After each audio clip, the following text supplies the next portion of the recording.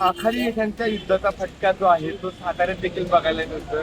आपण सध्या आहोत कराड शहरामध्ये. कराड शहरात असणाऱ्या एका गॅस एजन्सीच्या दुकानामध्ये या ठिकाणी आपण बघतोय की मोठ्या नावावरती नागरिकांनी गर्दी केलेली बघायला मिळते.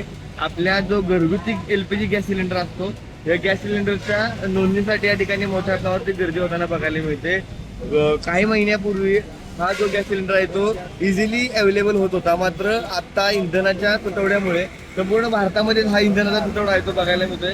त्याच्यामुळे या ठिकाणी मोठ्या नावावरती जो संकट आहे ते या ठिकाणी घरगुती गॅस सिलेंडर तसेच व्यावसायिकांचं देखील कमर्शियल गॅस सिलेंडरसाठी येताना आपल्याला बघायला मिळते.